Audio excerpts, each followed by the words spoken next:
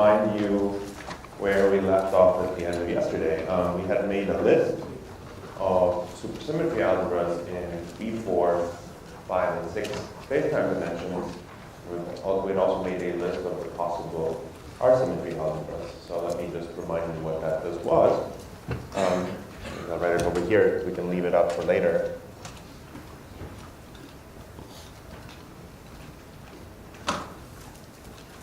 So in all dimensions, the supercharges were denoted by Q alpha I, with I always running from 1 to script n. And then the algebras took slightly different forms in 4, 5, sorry, let me do it in the proper order. 3, 4, 5, and 6 dimensions. So remember that in 4 dimensions, the Q's were complex, and the non-trivial part of the algebra involved Q and Q bar.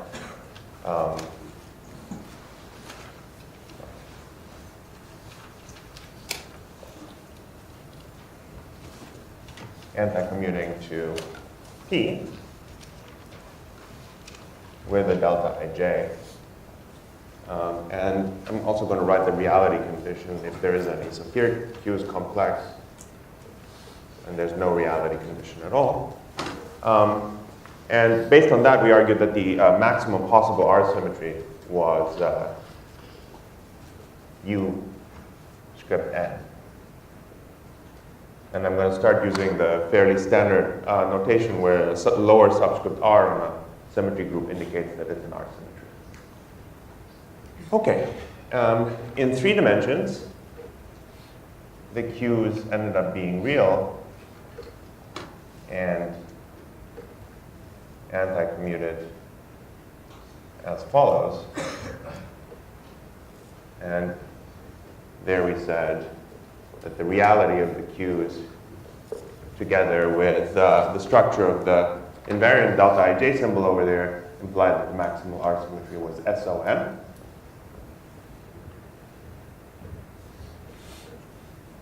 In 5 dimensions, things changed a little bit, and instead we saw that the Q's were symplectic Majorana spinners, and the invariant tensor that appeared on the right-hand side here was the symplectic matrix omega ij, which is antisymmetric. So here the Q's are symplectic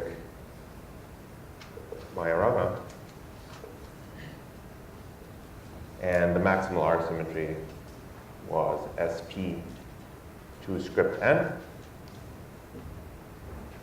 And in 6 dimensions, remember we had the option of having different numbers of left-handed, left chiral, and right-handed or right chiral supercharges. So in general, we label our supersymmetry by a pair, script n left and script n right.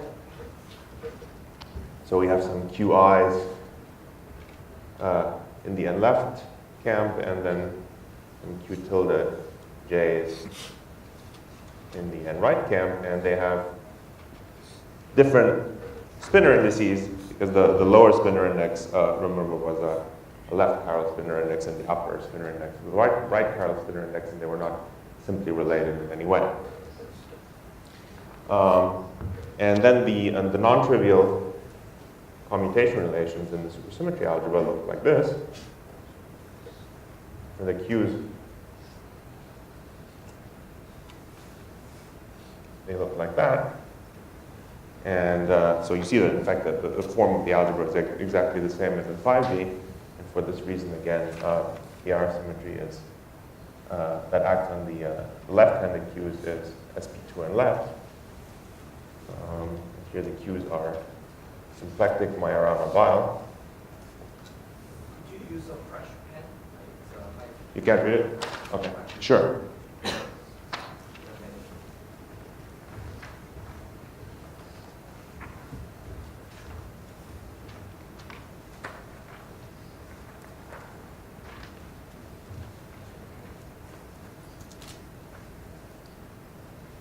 And then there's an analogous commutation relation where you just replace Q by Q tilde and raise the spinor indices as appropriate.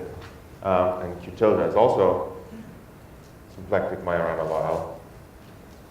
And it contributes a different factor to the R symmetry, which is sp2n right. So the R symmetry can have this product structure in general. Okay, so that's a list of supersymmetry algebras and R symmetry groups. Are there any questions left over from yesterday before we continue? All right. So far, everything we've done involves just analyzing the structure of different supersymmetry algebras. We haven't actually talked hardly at all about quantum field theory yet. And so what I want to do now is make contact between this symmetry structure and quantum field theory a little bit. And we'll develop that more as we go along.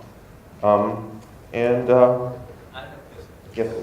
How far can you replace AK for the higher dimension? Can you repeat the last?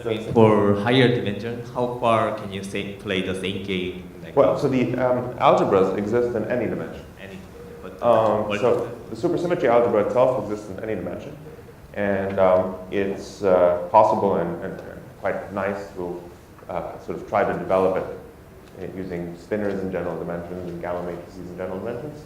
The problem is that getting all the reality properties straight is a little bit messy if you do it in this general way.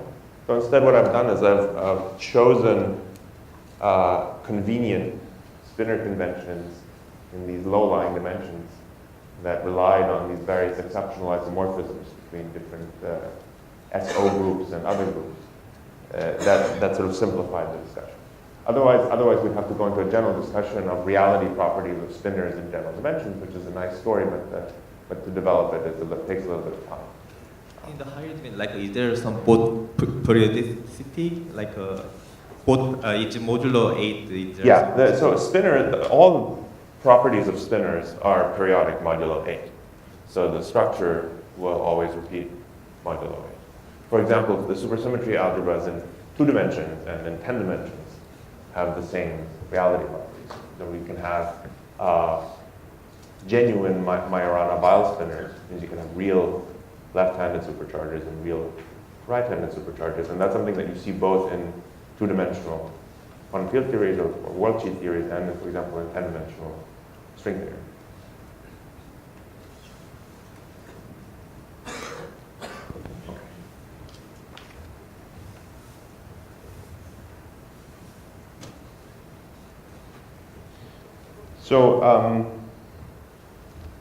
So what I want to do now is step back a little bit and make a few general comments about quantum field theories. And this is one of those situations where some of the things that I'll say will be reminiscent of things that Paul said in his lecture yesterday. And as I advertised at the beginning of my lecture yesterday, that means that they're actually important, so you should pay attention.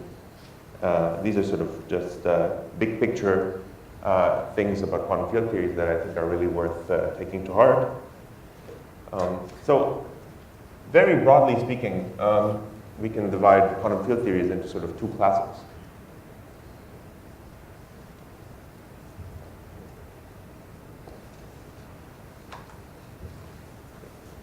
The first class, let me sort of loosely refer to them as effective field theories. These are theories that always come equipped with some UV cutoff lambda.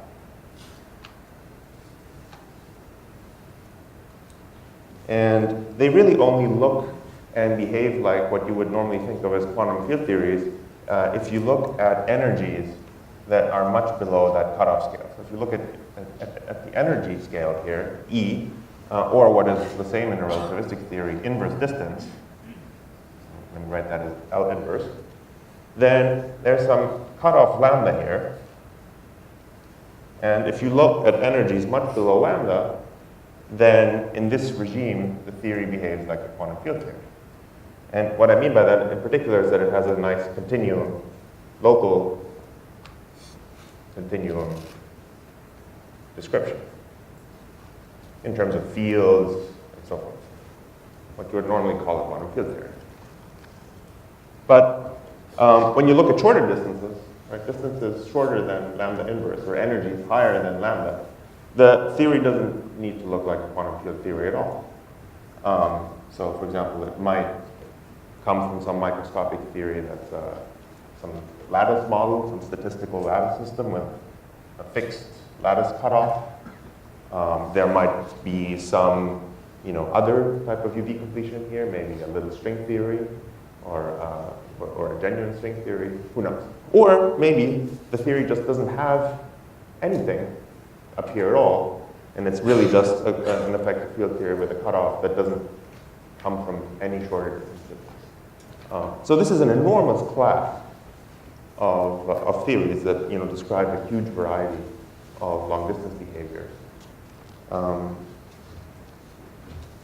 The reason I wanted to start with this is because it's in contrast with what you might want to call UV complete quantum field theories.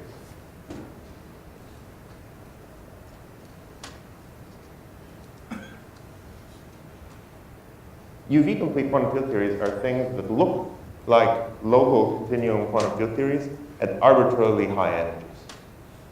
Okay, so it makes sense to study them at all energies, and everywhere they look like local continuum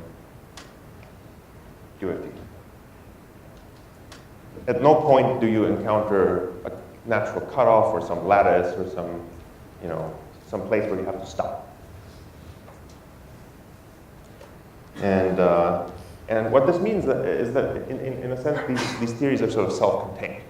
You get to ask all possible questions. You get to do scattering experiments at arbitrarily high energies. You get to measure correlation functions at arbitrarily short distances, and the answer is well-defined. So these are the theories that, in a sense, are sort of completely well-defined as quantum field theories, whereas these are only meaningful as kind of effective description in a certain regime.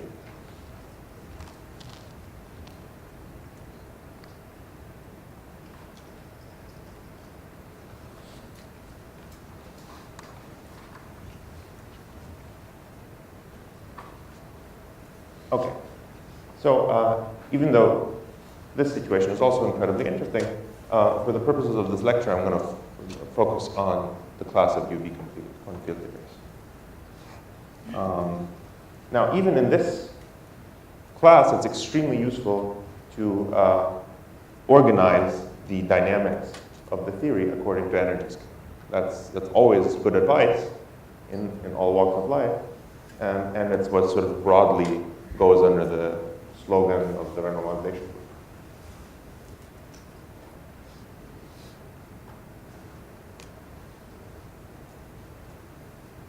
Or RG.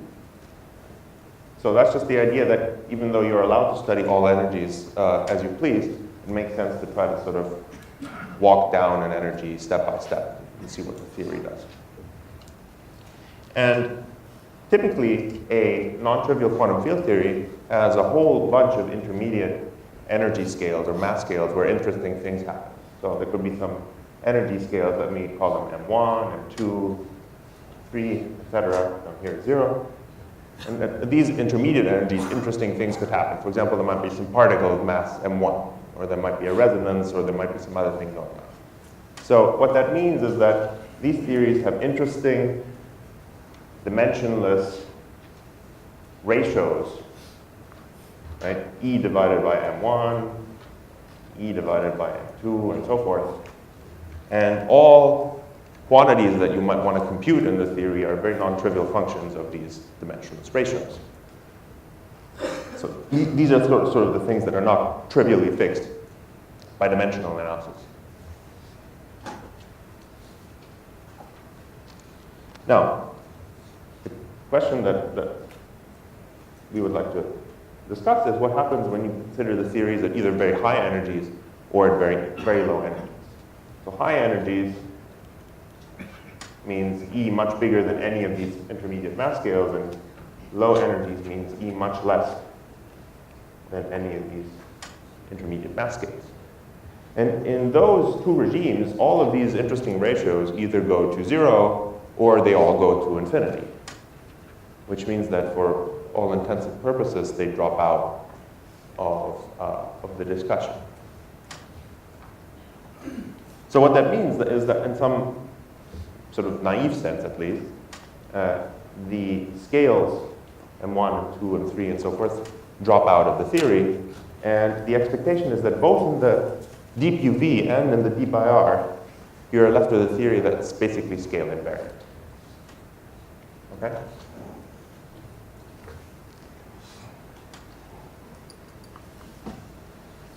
So the sort of picture that emerges is that, that the asymptotic behavior of quantum field theories of this kind, both in the UV and the IR, is governed by scale invariant theories or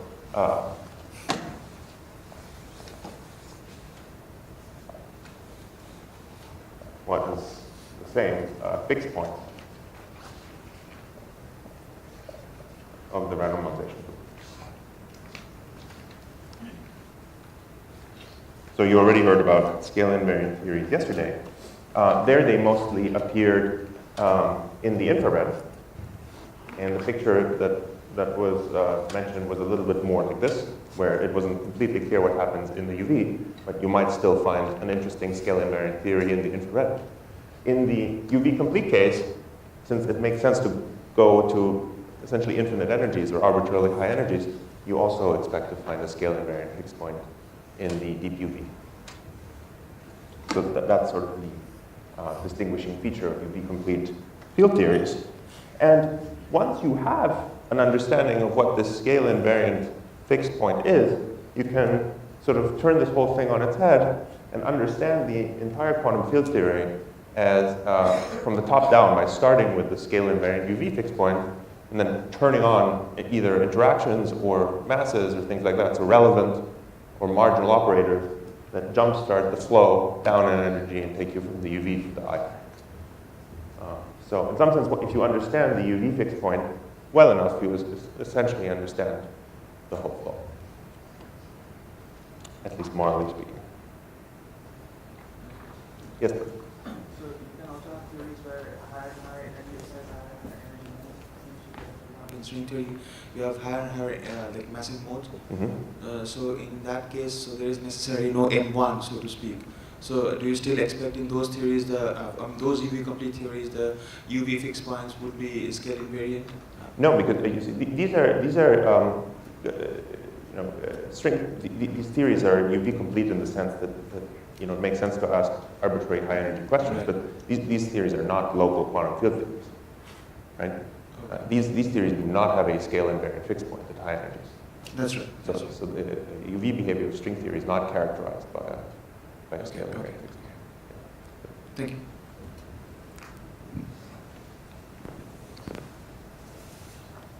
Yeah, the crucial thing is that the theory remains a local quantum field theory at arbitrary high energies, not just that it makes sense at arbitrary high energies.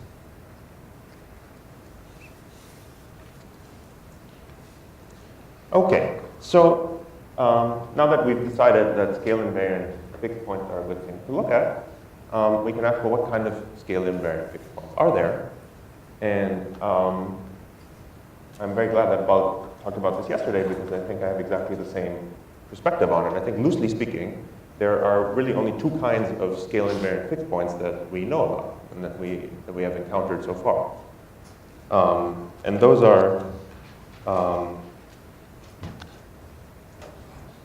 either free massless theories. So these are just free theories of massless particles. These are obviously scale invariant in some sort of trivial sense. So, for example, a free Klein-Gordon scalar, free massless Dirac fermion or Weyl fermion, etc. And if you start with a fixed point based on massless free fields, and then turn on either relevant or marginal interactions, you'll get a standard Lagrangian description of quantum field theory. You get a Lagrangian in terms of fields that you can write down, has interactions, and it'll describe this flow. So this is the sort of vanilla situation that we learn about in the quantum field theory class, and that we usually have in mind when we think about quantum field theory and our G-flows. All of these theories with Lagrangians are ultimately based on UV fixed points that can be thought of in terms of free massless fields. And option 2 involves conformal field theories.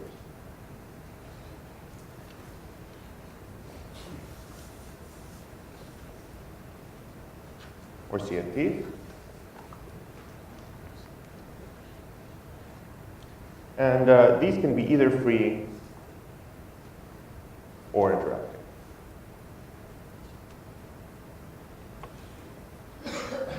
So some of these free massless theories also belong to the conformal field theory class, but there are also many interesting interacting conformal field theories.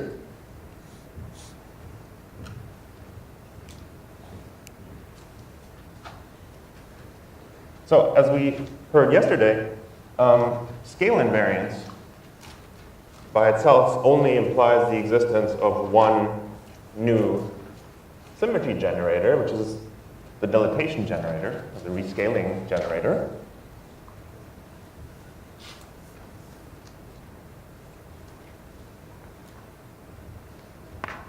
Usually called D. So we have dilatations D, and the eigenvalues of D measure the scaling dimensions of operators and various other objects. It's more convenient to work directly in terms of the scaling dimension delta, which is actually related to the eigenvalues of D in Lorentzian signature by some weird factor of I, which is to do with the fact that D is not a compact Hermitian operator. So let me directly work in terms of the scaling dimensions, which can also match up with your intuitive notion of dimensional analysis. And various basic objects have the following scaling dimensions. For example, the Lorentz generators have scaling dimension 0, and the P's have scaling dimension 1. And for example, a free scalar field phi has scaling dimension d minus 2 over 2. And as we learned yesterday, the difference between scale invariant theories and conformal field theories is that in conformal field theories, the dilatation generator is supplemented by a bunch of additional symmetry generators. And these were the special conformal symmetries.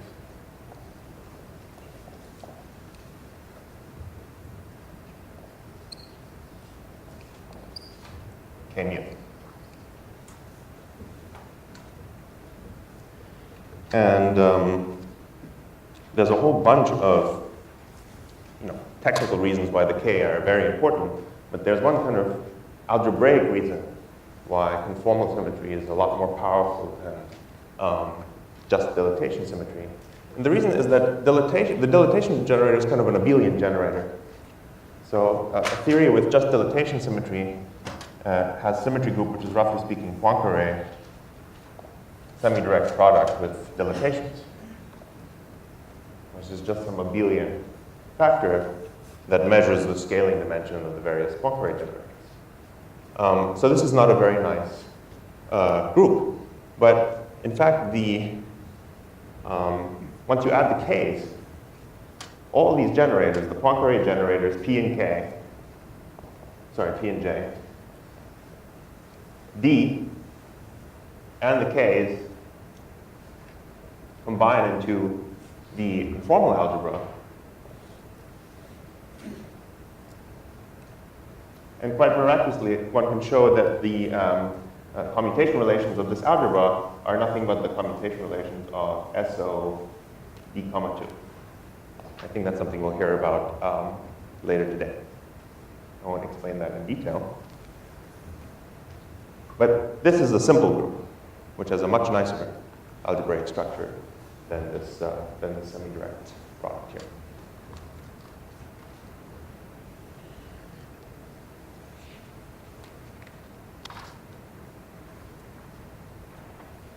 Okay, let's see.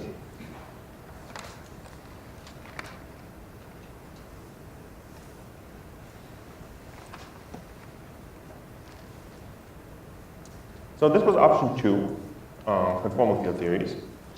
And let me quickly say a few things about whether or not there should be an option 3. So what would option 3 be if it existed at all? Option 3 would be somehow a scale invariant fixed point of the renormalization group, which is neither free nor conformal. So option 3 would be an interacting scale invariant field theory, or SFT, which is not a CFT.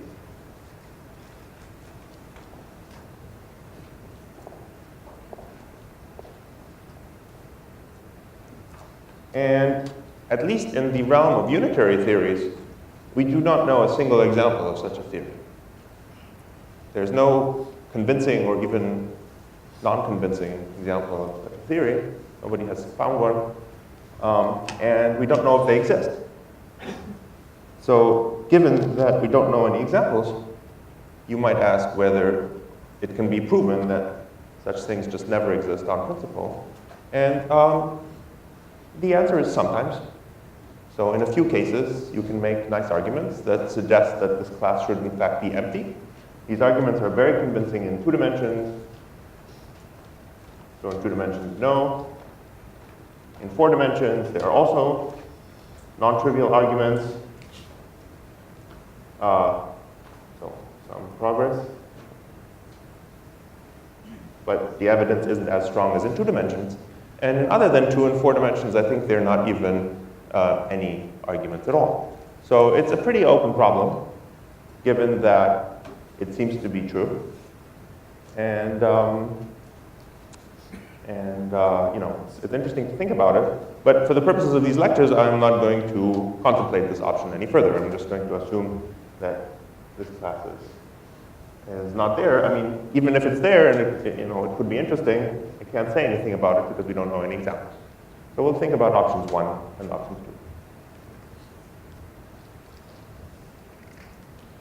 2. Very good.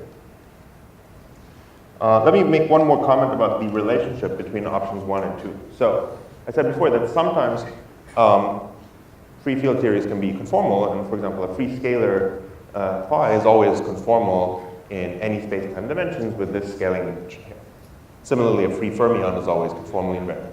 But not all free field theories are conformally invariant. For example, if you take Maxwell theory, free Maxwell theory,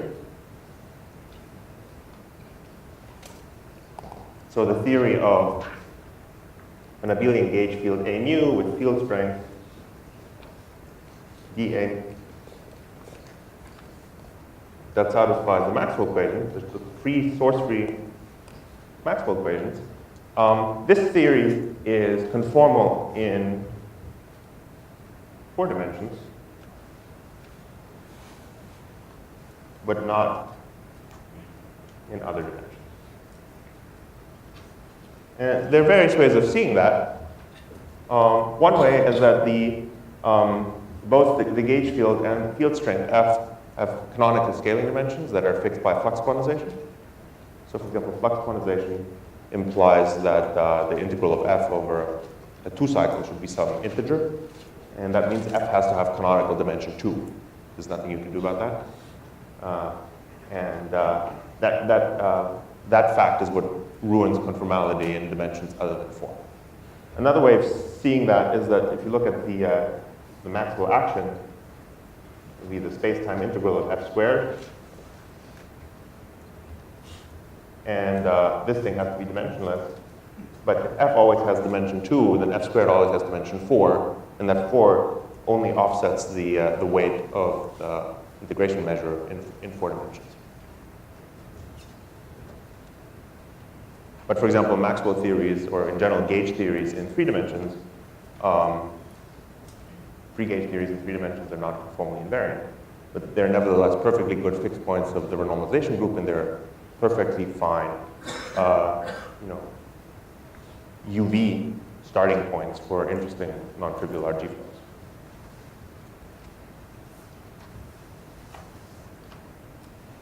Okay.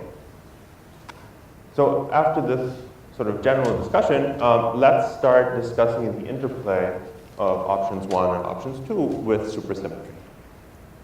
So we're going to examine what happens when you discuss free massless theories with supersymmetry and what happens when you add supersymmetry to conformal field theories.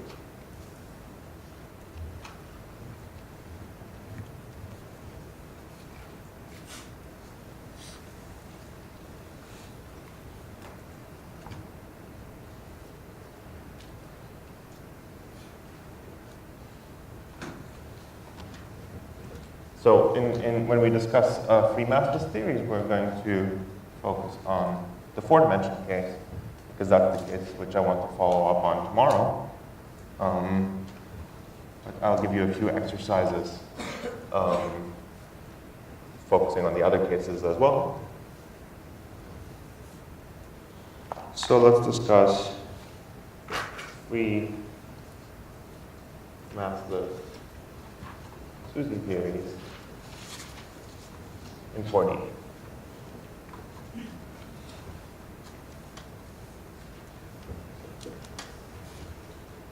Now, in 4 dimensions, massless particles are characterized by helicity, which is an SO2 quantum number, H, which takes either positive or negative half-integral values. Sorry, there's a question. In 2 dimensions, there's an example of this Dumitrescu model which appears to be interacting, but actually in some symmetric case is a three-dimensional theory by generalizations. The West-Sumino-Witten model is... that's true, but the West-Sumino-Witten model is actually a non-trivial RG flow from a free theory in the UV, which is a nonlinear sigma model, to the free theory of fermions in the infrared. I mean, there's a non-trivial beta function for itself. Yeah, but at fixed point. Yeah, but the fixed point is only reached in the infrared. So the theory is not literally free. It flows to a free theory in the infrared. Yeah, of course. Yeah, but again, in some cases, the West-Sumino-Witten model in the deep infrared flows to a fixed point, which happens to be a free fixed point. That's right. Well, sometimes it's just a bunch of free fermions at special levels. Yeah.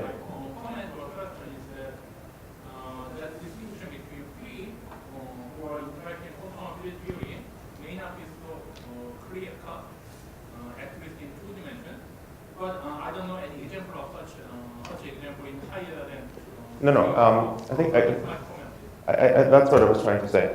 I think the distinction is actually very clear-cut because it can be phrased in terms of symmetry.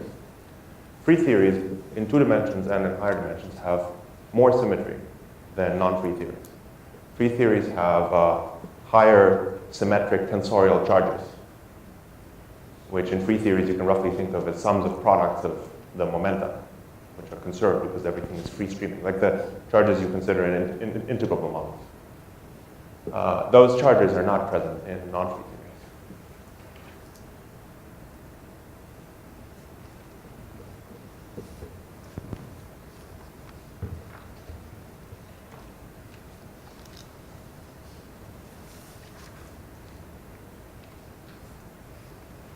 Okay. But maybe I should also answer the second part of your question. It's also true in higher dimensions, and in fact, it's very interesting to have situations where you start with an interacting, non-trivial field theory in the UV, and you end up with a free field theory in the infrared. That happens not all the time, but sometimes, and it's interesting when that happens. So both in 3 dimensions and 4 dimensions, also even in higher dimensions, you can start with, for example, interacting gauge theories in the UV, which are asymptotically free, and the infrared might just consist of some free particles. They could be either free fermions or free Goldstone bosons, like in Massless 2CD. So it can absolutely happen. That doesn't mean that the entire theory is free. Sorry, can I ask another question? Yes, please. Is there any possibilities that both UV and IL fixed point are strongly interacting? Absolutely. Oh, for such every dimension? Sorry? For every dimension? I mean, do I know examples in every dimension? I think so. Yeah. Thank you.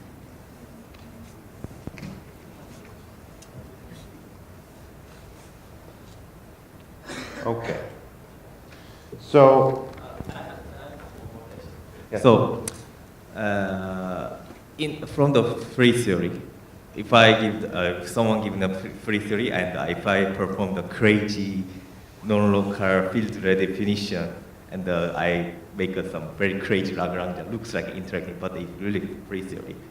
But if someone saw this crazy Lagrange, and how people can recognize this is free theory?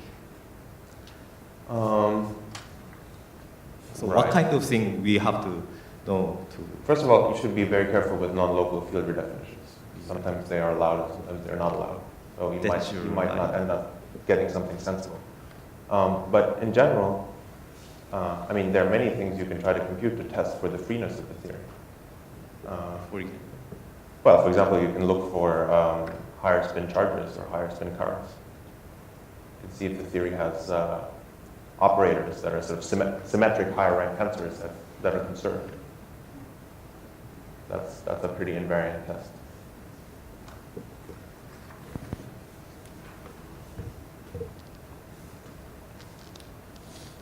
Okay. So let me go back to my my 4D problem here. So I said the helicity was a label which was either positive or negative, and it could be integer or half integer.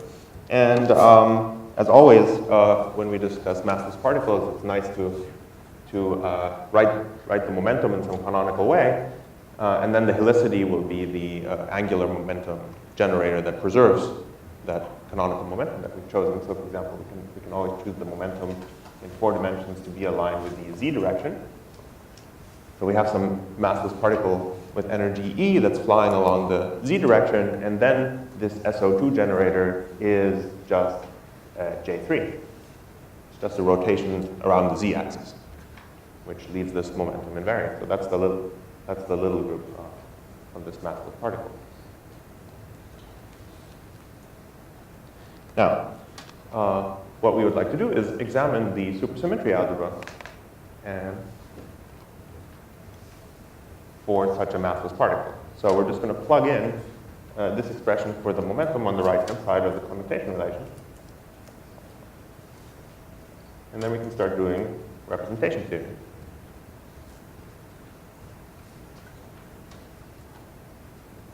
So if you remember, well, P mu with lower indices is minus E, 0, 0, E. Remember that I'm using mostly plus signature for the metric. And the convention for my sigma matrices is that the 0 entry is minus the identity matrix, and the other entries are the Pauling matrices. And that means that the right-hand side of this equation just collapses to 4E, keep forgetting the delta function. The delta function in the ij indices, and then the following 2x2 matrix in spinor space. That structure with the 1 here and the 0 here comes about because we're picking the identity matrix from the 0 component and the sigma 3 Pauling matrix from the last component. And so the 1 and the minus 1 in this lower right entry cancel, and the entries up here add. Okay, so we get this block structure. And if we write out the individual components of this matrix, what we find is that Q1, the alpha equals 1 component of the Qs, and Q1 dot satisfy an anti-commutation relation like this, but Q2 and Q2 bar just anti-commute. Now, let me first focus on the second equation. The fact that Q and Q bar are Hermitian conjugates that anti-commute to 0 means that actually the generators Q and Q bar themselves have to vanish on these massless particle states. Okay? Because the something like OO dagger is always a positive definite operator. Okay, so if an anti-commutator like this vanishes, then the operators themselves have to be represented by 0. So exercise, convince yourself that this means that both Q and Q bar 2 are represented by 0 on these massless particle states. So what that means is that all massless particle states in 4 dimensions are annihilated by half of the Qs, half of the supercharge. Okay? In this case, it's all the Q2s and all the complex conjugates of the Q2s. So massless particles are what are sometimes called half BPS. So this notation with some fraction times BPS, if you haven't seen it before, let me just remind you what it is. BPS stands for the first letters of names of 3 people, Bogmaldi, Hussar, and Sommerfield.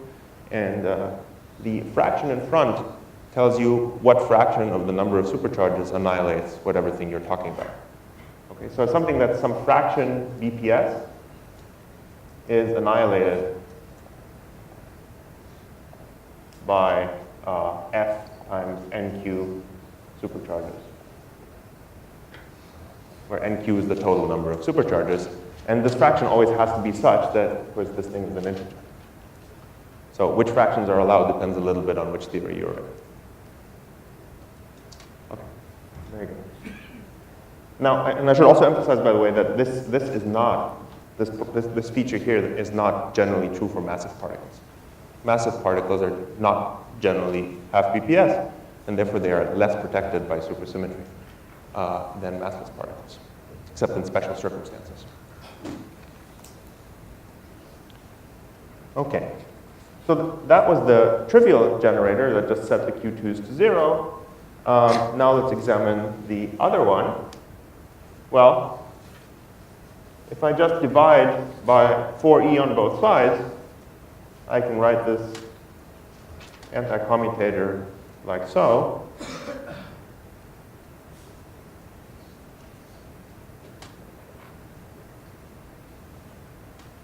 So that the right-hand side is literally just the delta function. And you recognize this as a standard Clifford algebra with Q and Q bar playing the roles of raising and lowering operators, right? You can think of, for example, think of Q bar as a lowering operator, A lower J, and Q as a raising operator, A dagger upper I. And you know everything about the representation theory of Clifford algebras. So the way you always do this is you look for what's called a Clifford vacuum. And in this case, the Clifford vacuum would be the state H minimum of smallest helicity.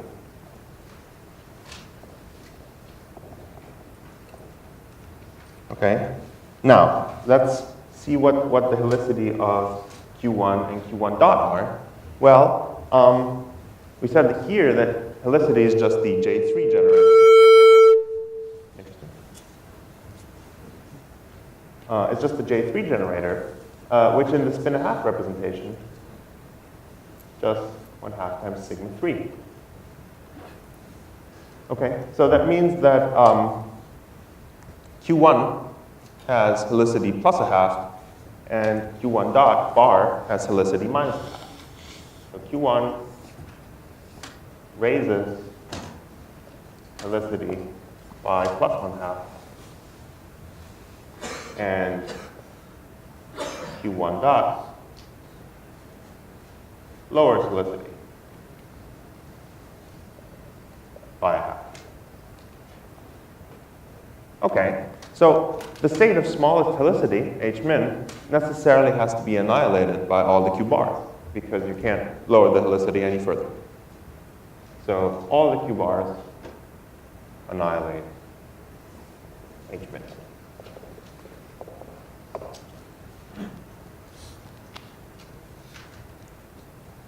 for all j. Okay, and this is what distinguishes the Clifford vacuum. And then the non-trivial state and the multiplet are just obtained by acting with successive numbers of raising generators. So in this case, just the q's. Okay? So you act with 1 q, 2 q's, 3 q's, and in general, what you get are states that look like this. Q1, I1, Q1, I2, dot, dot, Q1, IP, acting on H min, where P is some number which can run all the way from 0 to script n.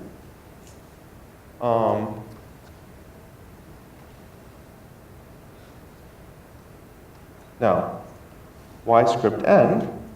Well, because the q's themselves anti-commute. And the 1 index is the same on every q. And that means that these I1 through IP indices are actually anti-symmetric. Okay? So this is actually a p-form. And that is the thing that restricts p to run from 0 to script n. So the most number of q's you can have is 1 of each kind. So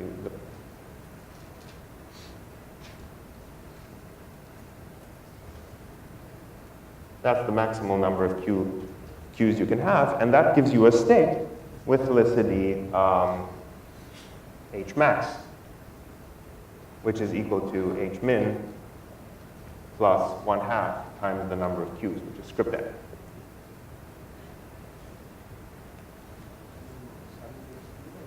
Sorry? Subindex 1. Everything should be 1 here. These are just badly written ones. Yeah.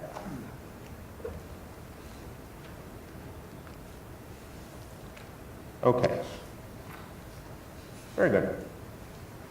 So let's do some simple examples of this. Maybe I'll do them over here.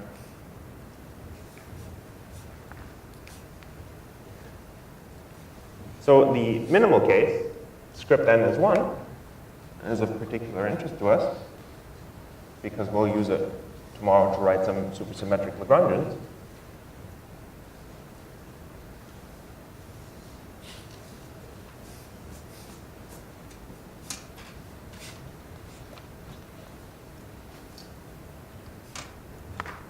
So when script n is 1, this multiplet is very short. It just consists of the Clifford vacuum and the state with 1q acting on the Clifford vacuum. So there are just two states.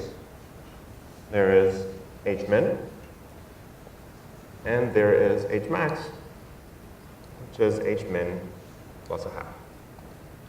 So you can, if you wish, if you call h min h, you can just label this by a pair h plus 1/2. Very short. So for example, when h is 0, you get pair 0 1/2. What does that mean? It means you have one massless particle of helicity 0 and a different massless particle of helicity plus 1/2. Okay? And let me just write it out here. So this is a scalar, and this is a left-handed Weil fermion. So this thing together makes a chiral multiplet of n equals 1, a massless chiral multiplet. Susie.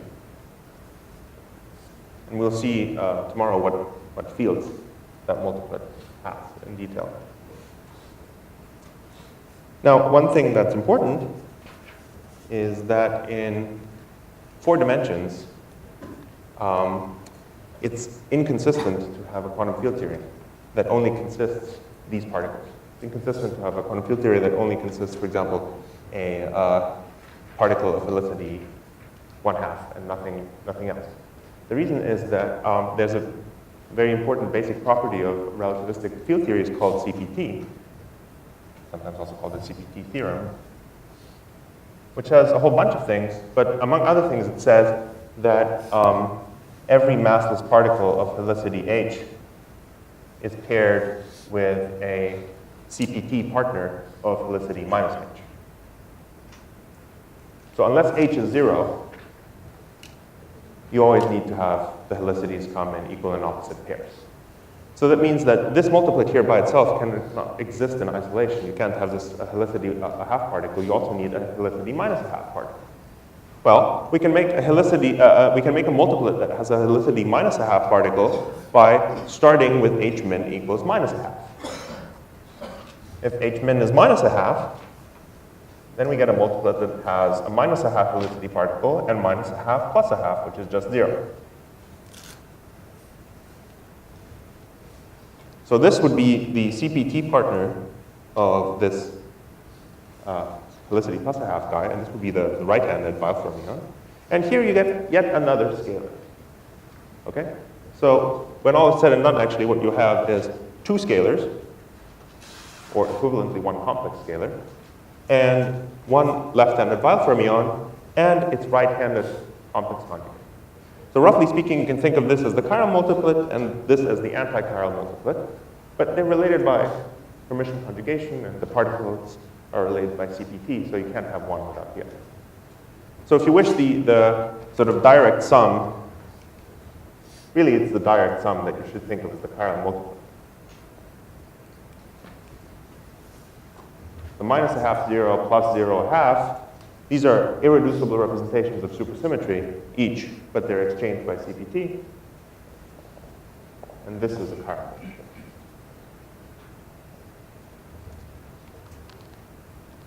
Okay, very good.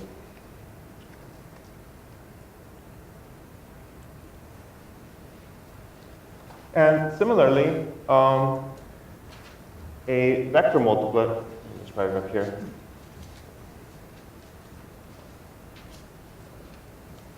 Of n equals 1 is the following direct sum. It's minus 1 minus a half. Again, these are separated by exactly plus a half. And their CPT partners, which are a half, 1.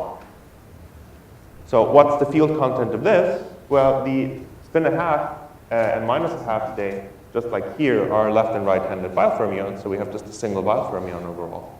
And the helicity plus or minus 1 states are massless photons, massless spin 1 vector bosons. Okay, so this is the n equals to 1 vector multiplet. You see it has the same structure. This is an irreducible representation of supersymmetry. So is this, but they're married by CPT.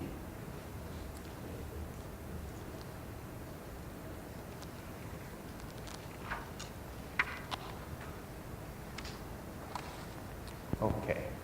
Sorry, can I ask a question? Where is that question? Yeah. Can you consider a higher spin multiplex for n equal 1 case? Yeah, I was just going to say something quick about it. So this structure, of course, exists for any h, right? And so you can get a pair like this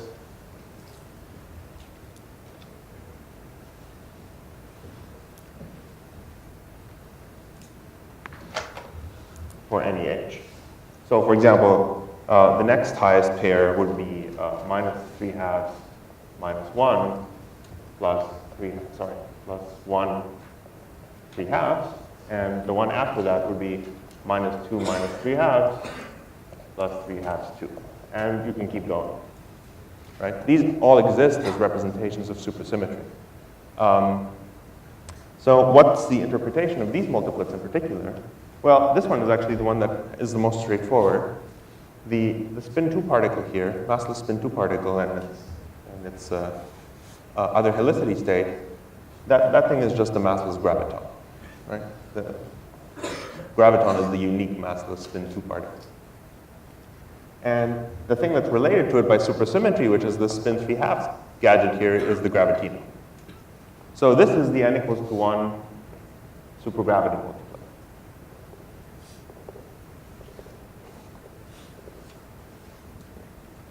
Okay? So this is something that you can have, and in fact you do have, if you're discussing not a rigid supersymmetric field theory, which is what we're discussing primarily, but in fact a genuine supergravity theory. Now, what's this thing? Well, this thing looks like it has a spin 3/2 particle that looks kind of like a gravitino, but it doesn't have a graviton by itself. So what is this? Well, these are sort of extra gravitinos.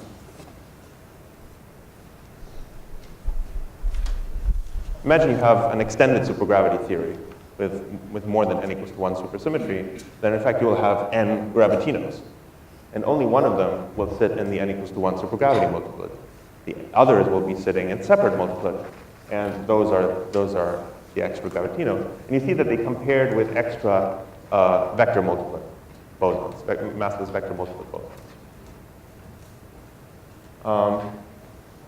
You might also ask, well, is it possible to have a theory that just has spin 3/2 particles, massless spin 3/2 particles, but no graviton? And the answer is no. It turns out that it's inconsistent to couple massless spin 3/2 particles except through supergravity. Very good. And once you get to the even higher ones, things get very dicey. We don't know of a sensible local theory, even local-looking theory in Minkowski space that contains massless higher spin particles. There are such theories in anti-de Sitter space, but not in flat Minkowski space. Okay.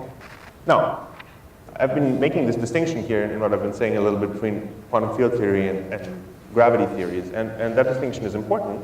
And you might ask, well, how do you make that distinction precise? And the answer is that quantum field theories, local quantum field theories, have something that gravity theories do not. And that is a conserved stress tensor.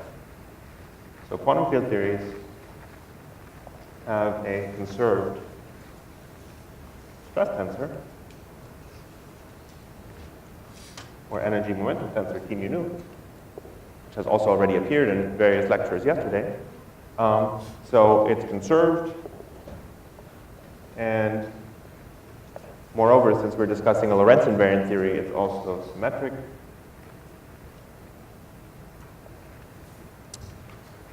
And the integrals of T over spatial slices give you the translation generators. Okay?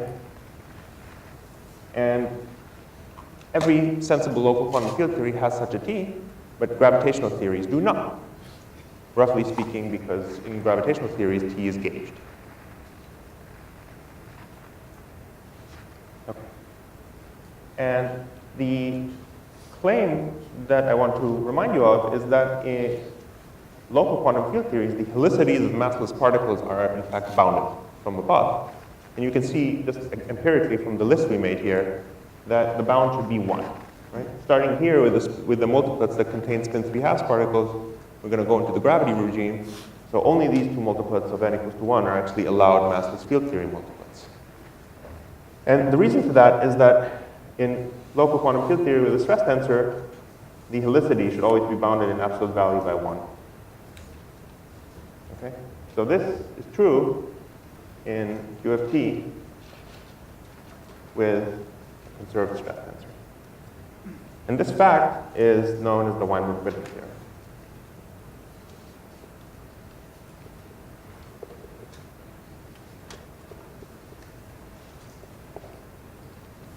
Very important, very elementary fact about quantum field theory.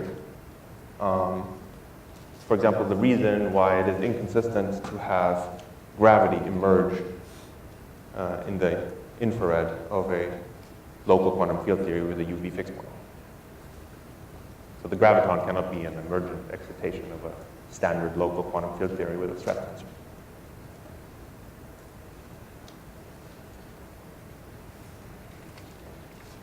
Okay. Let me see. I'm not going to have time to prove this theorem, but I want to give you the sort of picture, the intuitive picture that lies behind it, because it's incredibly trivial.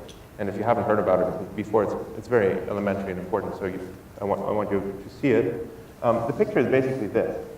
Well, the setup you consider is, roughly speaking, a head-on collision of these two massless particles of helicity h. So you have a massless particle of helicity h here and a massless particle of helicity h here. And then what you do is you insert the stress tensor in the middle. Now, the first thing to notice is that this insertion of the stress tensor, in fact, through various Lorentz boosts and symmetry arguments, can be argued to measure this matrix element in a suitable kinematical regime. It's just a matrix element of the stress tensor between these states of helicity h. Okay? And again, by going to a suitable kinematical regime, which is roughly speaking the regime where the momentum flow through the stress tensor goes to 0. So as Q goes to 0, this thing actually measures the energy of the particles. Okay? Right, the stress tensor is just the Noether current of energy. So if you integrate it over all of space, you get the energy. But integrating over all of space is like going to zero momentum. So the zero momentum limit of this matrix element just measures the total energy of the particle h. And that, of course, is non-zero. In fact, it's positive. So this matrix element is non-zero. Now, look at this setup here. We have a helicity h particle flying left, and we have a helicity h particle flying right. But helicity means angular momentum in the direction of propagation, which means that actually, across this gap here, there's a jump in the angular momentum by 2h units. So delta j in the helicity direction is actually 2h, or 2 absolute values. Right, so you have a helicity flip in this picture, if you wish.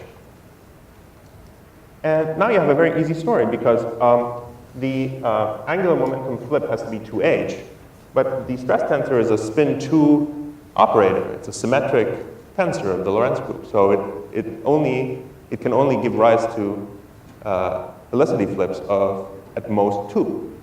It doesn't have any higher spin harmonics in its decomposition. So that means that this matrix element here can only be non-zero if the helicity flip is less than or equal to 2. Okay, so 2h has to be less than or equal to 2, which is the same as the Weinberg-Witten bound. So this is a very basic argument. It can be made more precise, but the intuition is straightforward. Okay, so this is the reason why in quantum field theory the maximal helicity is always obeys this Weinberg-Witten bound. It can't be more than 1.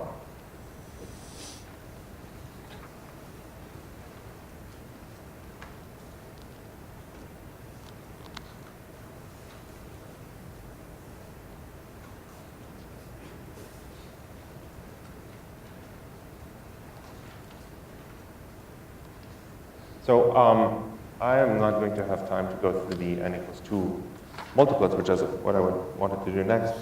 And since I'm not sure whether I'll actually need it, maybe I'll leave it for you as an exercise. Another nice exercise for you to do, if you are so inclined, is to look at the analogous massless particle multiplet for n equals to 4 supersymmetry. So if you play the same game with script n equals to 4 and you apply the Weinberg-Witten bound, you should try to figure out how many different multiplets there are, and the answer will be 9. So now, what can we do with this Weinberg-Witten bound on general grounds? Well, one general thing we can say now, and something that I advertised yesterday, is that script n cannot be too large. Okay? Because remember that script n determined the size of the Clifford module that you get by acting with Q's on the Clifford vacuum. So remember that we had a Clifford vacuum with helicity h min, and we had the top component of the multiplet h max, which you get by acting with exactly n q's, script n q's on h min. And that meant that h max is equal to h min plus a half times script n. Now, if script n is too big, it's impossible to obey the Weinberg-Witten bound for every state in the multiplet. Okay? Right? Either H-min or H-max will violate the Weinberg-Witten bound if n is too big. Right? Because n determines the minimum separation between H-min and H-max. So it pushes them further and further apart. So eventually one of them will violate the Weinberg-Witten bound. And the first place this happens in 4 dimensions is when n is 5. Okay? So when n is 5, this fraction here is 5 halves, and you can easily convince yourself that either h max or h min will be bigger than 1 or smaller than minus 1. So when n is bigger than or equal to 5, you always violate the Weinberg-Witten bound.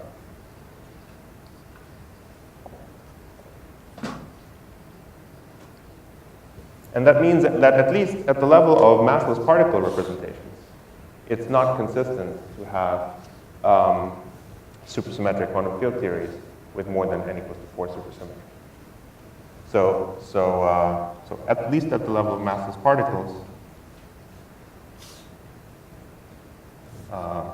SUSY plus local quantum field theory implies script n is less than or equal to 4, or what is equivalent in 4 dimensions, nq has to be less than or equal to 16. So only theories with at most 16 supercharges can be local quantum field theories by this argument. How about 1D, please? Sorry? 1-dimensional supersymmetric quantum field. Sorry, I just can't hear you. How about the 1-dimensional supersymmetric quantum mechanics? Is there any maximal? No. You can go just infinite.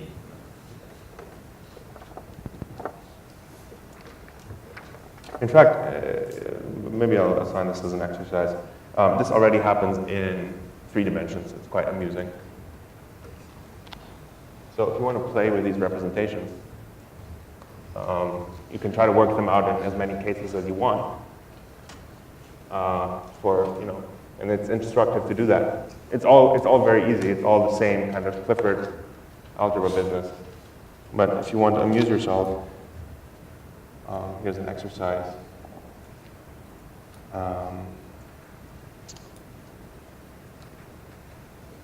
I can work out the massless SUSY particle multiplets in 3D, and what you'll find is that they exist for any n. And the thing you should think about is why.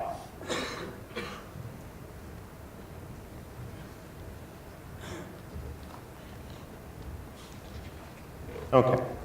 And in fact, if you do this exercise again in, for example, 5 or 6 dimensions, you will find that the analog of this Weinberg-Witten bound in those dimensions again restricts the number of supersymmetries to be less than 16.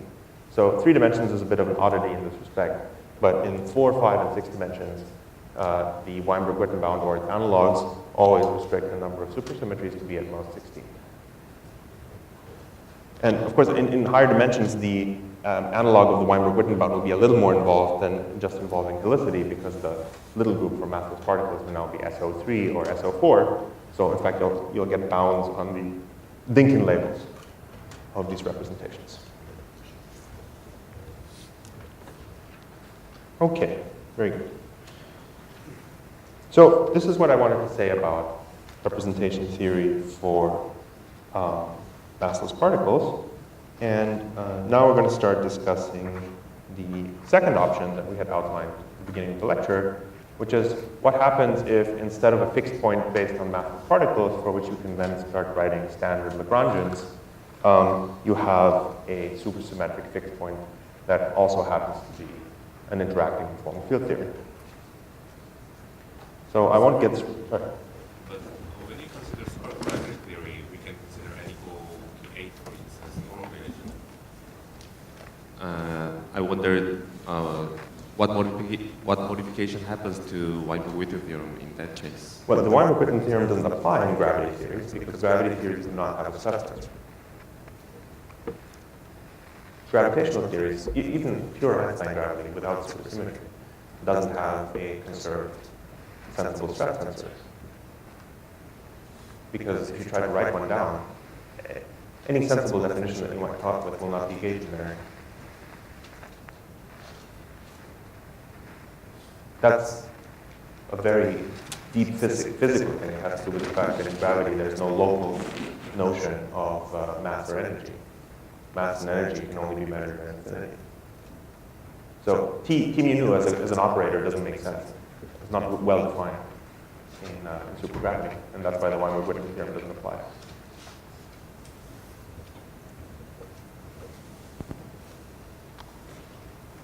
Any other questions? Yes. Can I ask a question? Is there any known way that you can construct n equal 3 multiplied in 4D? Is there no way? Is that what you're asking? Is there a known way? Yeah, you do this, you do exactly the same thing, what we did, and for n equals 3, and you will get a nice multiplet. But you'll discover an interesting fact. You'll discover that there's an accident in the representation theory, and it turns out that the n equals 3 multiplet you write down using this representation logic is exactly the same as the n equals 4 multiplet. That's because of CPT. Turns out that somehow you get, when you do n equals 3, you get 2 overlapping CPT multiplets, which together assemble into the n equals 4 multiplet. Now, what does this mean? Well, it means that a free n equals to 3 theory is the same as a free n equals to 4 theory. But it means a little more than that, actually. It means that if you start trying to write Lagranges, interacting Lagranges with n equals to 3 multiplet, you will in fact be forced to construct the n equals to 4 free n multiplet. However, this logic is really only true at the level of massless particles and fields. It's not true at the level of interacting conformal field theories. So in fact, there do exist interacting conformal field theories which are n equals 3, but not n equals to 4. Thank you. Yes?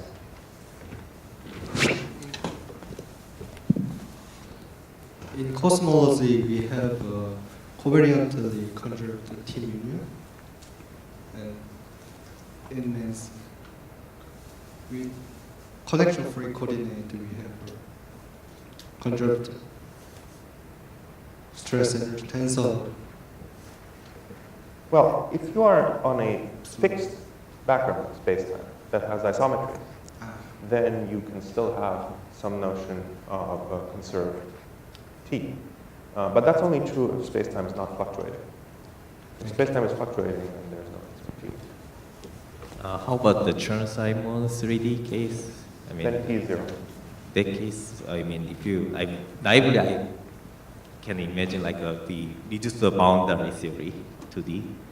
And I mean, if the Chern-Simon Gravenberg has some boundary, and you can reduce to the boundary, maybe usually West Momento model or like a Liouville.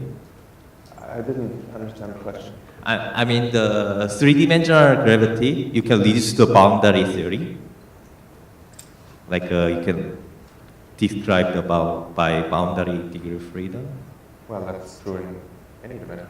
Yeah, this case, then in that point of view, can you define such kind of... Well, in that case, I mean, in any situation where you have gravity with a boundary, for example, like in anti-de-Sitter state, the statement that I made before is still true. You cannot define T in the bulk, but you can define a T at the boundary. And in some circumstances, like in ADS-CHT, you can interpret the boundary T as being the T of a local quantum field theory that lives in the boundary. Okay, let me just at least get started to make a few comments about superconformal field theories, and then we'll continue.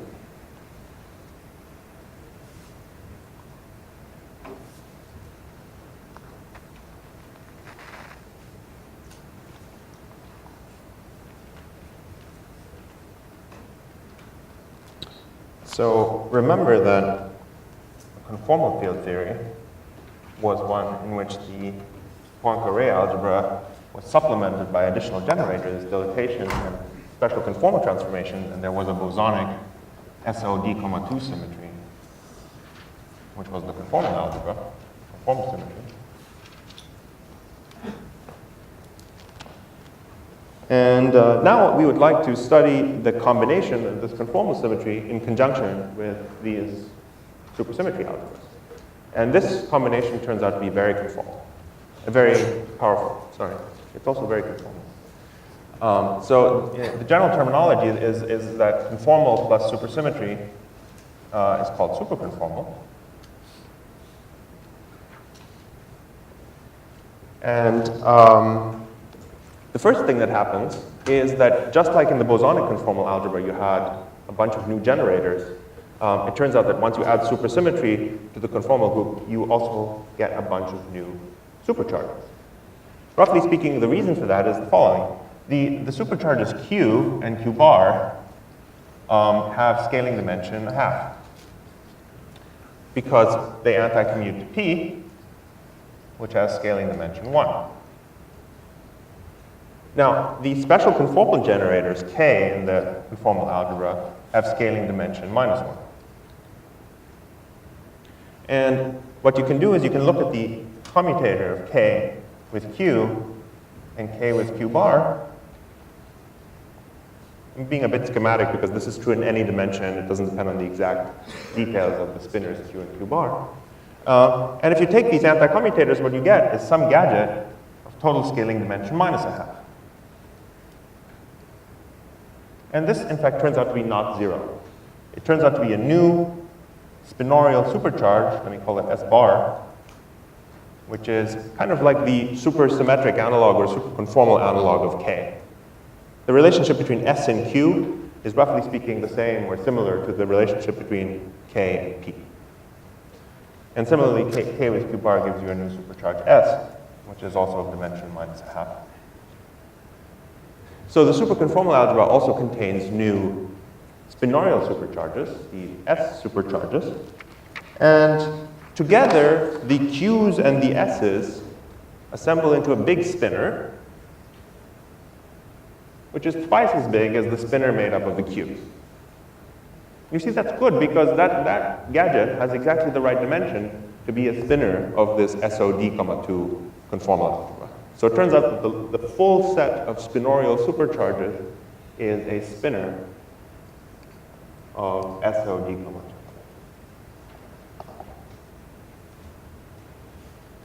Okay? That's one important aspect. And the other important aspect, maybe this is the last thing I'll say today, another key feature, is that the superconformal algebra always contains essentially, up to some small caveat, the maximal possible R symmetry. So remember that we made a list of all the possible R symmetries over here, the possible outer automorphisms of the supersymmetry algebras that could be R symmetries, but that may or may not be realized by a given theory. Well, it turns out that in the superconformal case, these R symmetries are actually mandatory. They are necessarily present, and in fact, they arise when you look at the commutation relations of the Q's and the S's. So there's no way to get rid of them. So what that means is that the whole superconformal algebra assembles itself into some gadget, let me call it, I don't know, script S or something, which depends on both the space-time dimension and the amount of supersymmetry. And that large superconformal algebra, script S, contains both the conformal algebra, SOD, 2, and the R symmetry algebra. So that's the bosonic subalgebra of the superconformal algebra. And this is where we're going to pick up tomorrow and discuss what kind of superconformal algebras are actually allowed and that realize this structure. All right, thank you. Any questions? Combined supercharge Q and S make minimal spinner SOD, 2, or Yeah, they make a minimal spinner of SOD. so we have to combine K and P also. Yes, but you see K and P were already combined at the level of this. Right. Oh, so I have a question about Weinberg-Witten theorem. So, Weinberg-Witten theorem relies on level classification for flat space. And as we know, our universe is not flat. And will that be enough of a loophole for avoiding the Weinberg-Witten theorem? Well, the notion of a particle as a representation of the Poincare group only makes sense in flat space. So if you are in a spacetime that's globally different, then you will not have the same concept of a particle as we do in flat space. Instead, you should classify the representation of whatever isometry your spacetime. So that provides a lot of opportunity for new things. Okay, and just a simple question. Do Q and S have same reality properties? Or